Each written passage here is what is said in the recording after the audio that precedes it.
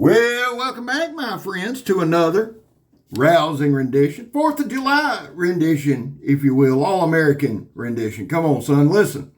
Happy 4th of July to all of you. Welcome in. Thank you for choosing this video to watch. This is the 2023 Atlas. That's the model number. It's the Atlas, or the name.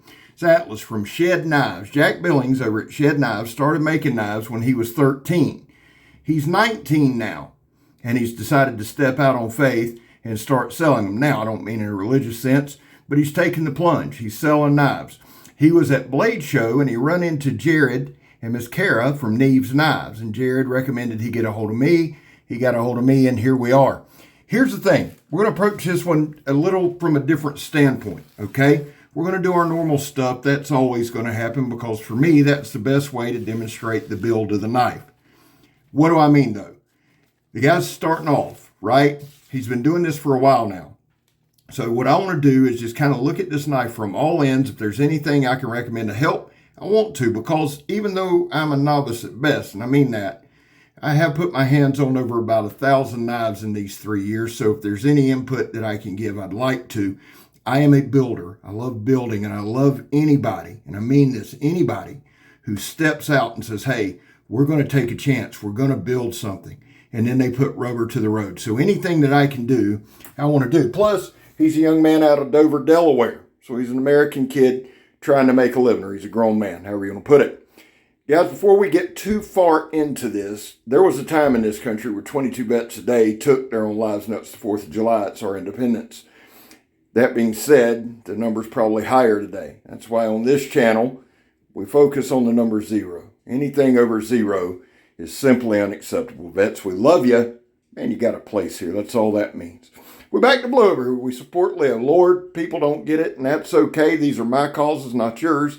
That's the beauty of living in the good old US of A. We can agree to disagree. But how do you do it, Scabber? Well, I don't break the damn law. Used to daily, now I don't, or try not to. And when I do, I accept responsibility. Finally, if you are an addict, never quit quitting. So, again, this is a cleaver. Here's what happened. Jack reached out to me and he said, man, I'd like to send you a knife. Jared got with me and recommended your channel. I said, dude, I'm all about it. I love that type of thing anyway.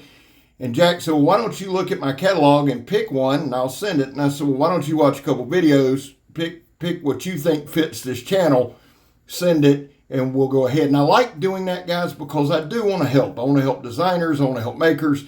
And so I feel like in that way, they can pick something that my testing give them the best look. At the end of the day, that's what this is about. Reviewing the knife, checking the build quality, and seeing what fits them. Now, I would like to do another one. I really would.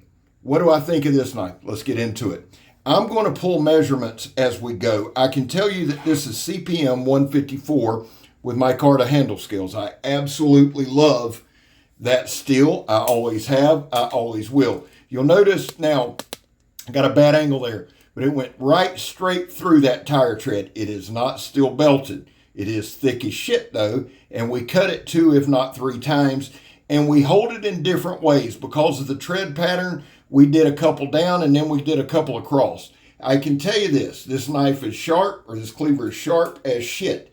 If there was any nitpick on this, and this, y'all know I don't do this a lot, but because this is a new company, a guy trying to get off the ground, the grinds. I'd like to see the grinds a little cleaner. They're pretty good for the most part, except for on one side, got about 1/4 inch that's pretty off. I'd like to see that cleaned up. Did it affect the function of the knife? And that's really what we care about here. No, but I do think it's important. You know what though, thinking about it, I think that's something that comes with time and experience, and he will clean that up. But I did want to point that out. The other nitpick I had 2. The sheath. I love a Kydex sheath. I'd like to see another loop on it. I'm hard on stuff, Jack, and that's why I'm mentioning it. It's a personal preference. It's nothing against what you've done. Please understand that. For me, for somebody like me, I'll destroy it. So I'd like to see one more strap. So a couple things there. Nothing. Does it hurt the function? No. And I can't stress that enough, but I do want to bring certain things up that I think will help. Now, the overall length on this bad boy, and I'm including the walnut crushing pommel is 9.5. Now, we have a blade length of 4 3/4, a cutting edge of 4 3/8. Very, very nicely done there. We have, I love CPM 154. I've said that before. It looks like we have, I want to tell y'all the truth. I've told y'all before I pull these by hand. It looks like we're right between 3/16 and 1/4. So I'm sure this is some kind of millimeter. I probably could have looked it up, but I didn't. But it's between 3/16 and 1/4. The handle, now let's just do handle material, okay? The handle material is 4 inches. Because we do have somewhat of a pommel that extends down, I wanted to bring that to your attention. The handle material is very thick. It's very comfortable in hand. The inner grip is 3 7/8 right there. But it fits my hand perfectly. And you get a good look there. And just showing you that little edge. That, again, not a huge thing. Now watch this. The sharpness is there. The sharpness is on point. You've got a heavy-duty tank. I do want to give you the width, or I'm sorry, we gave you the thickness of the steel. Let me give you the thickness of the handle. That thickness is right at 3/4. So the back of the handle is 3/4. Now the width of the handle at its widest point is about 1.25 inches. At its lowest point is about 3/4. So stubby handle, but it fits really, really, really good in hand. Very comfortable. Now, if we extend that inner grip down into that pommel where you can wrap your hand comfortably, I can get a 4-finger grip normally. I can drop it down and get a 4-finger grip. I can drop it on down further and get 2 inches for chopping. Let me give you some thoughts on this because I'm holding it as I'm talking. And right here, we're going to do some chopping. One thing that I do is when I pull a blade out, and let's just call it a blade. When I pull a blade out, I sit there and I stare at it for a few minutes. I try to get the vibe. I got very much like a barbecue or a kitchen vibe. And then you say, Scab, then why would you demonstrate it in this manner? Because I want to check the build quality out. How tough is it? How tough's the edge? Does it chip? Does it roll? And let me just say this. This is a hollow grind. I about had a stroke. Me and hollow grinds, I love them for their sliciness. I love them for their sharpness. I hate them for their toughness. However, I was pleasantly surprised. And let me back up because somebody will want to disagree with that. A hollow grind with me is not typically a good thing because I do a lot of, when I pull the blade out of the metal or out of the wood, or I'm chopping, I go at all kind of different angles. I twist, I pull, I do a lot of things. I was over the moon at the build quality. No chips, no rust.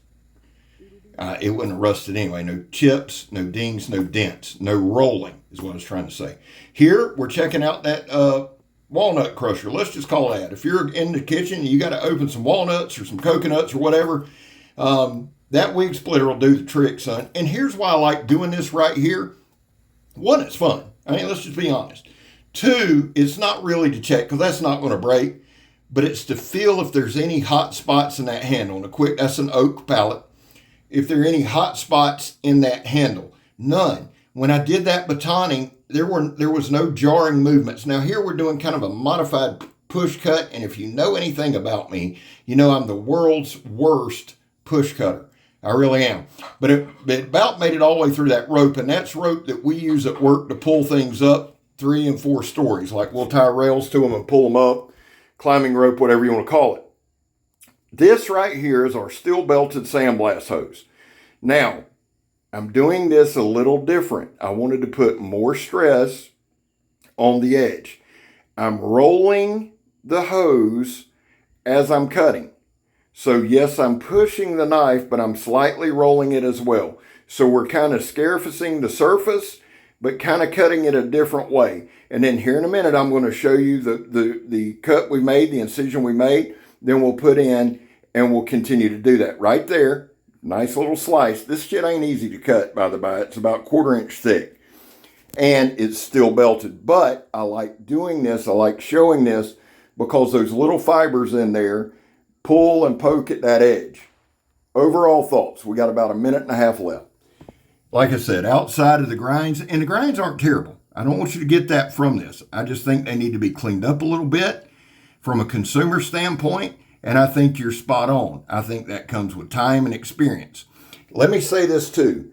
The handle is the balls. I love it. I absolutely love the handle.